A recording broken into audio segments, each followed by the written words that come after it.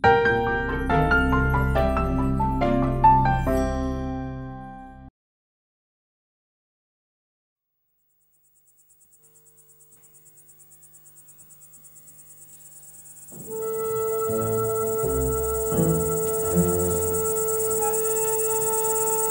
mi piace che la gente ricordi che l'altra sera ho compiuto 70 anni.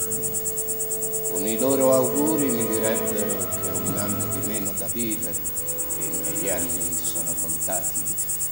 Quanti me ne restano? 1, 2, 3. 3 anni sono niente.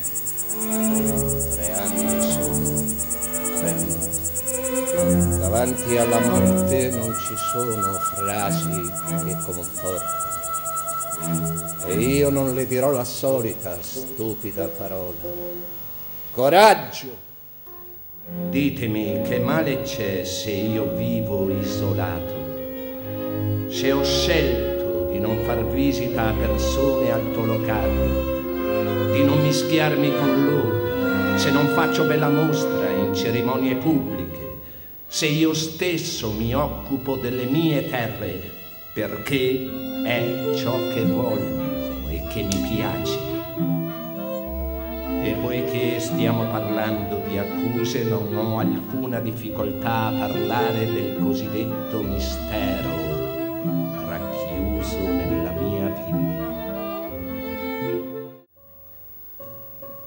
Queste 5 piccole tombe sparse intorno alla nostra villa.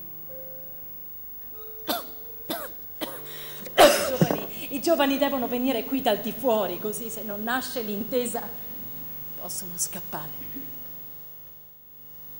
Ma chi li farà entrare? Peppina, sono affari miei!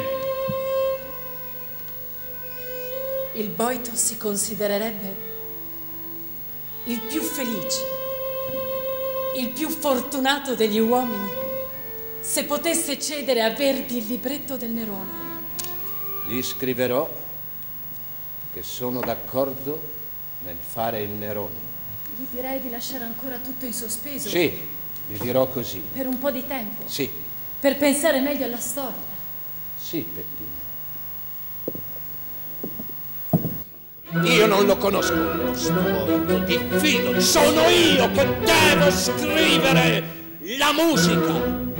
Tu a questo giovanotto hai già aperto le braccia.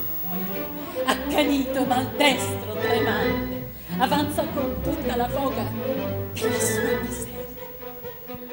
La scapigliatura, una selvaggia boema, gli esperimenti con l'ascis, l'assenzio, le intossicazioni con l'alcol. Dovevamo aprire tutte le prigioni, lanciare sfide iconoclastiche, distruggere tutto perché tutto era morto. Questi giovanotti dai loro paradisi artificiali ci mandavano inviti a sparire. Qualcuno mi era saltato addosso. Volevo diventare il suo servitore. Perché dovrei sbattere la porta in faccia a Boito? Io che quella porta è da un'eternità che voglio spalancare.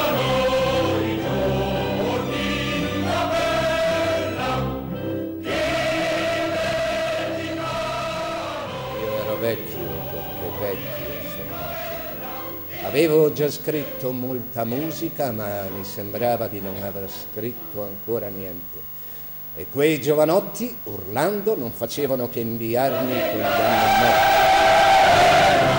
Tremavo, ne ero spaventato, ma ero accanto a lui. Che cosa voleva da me?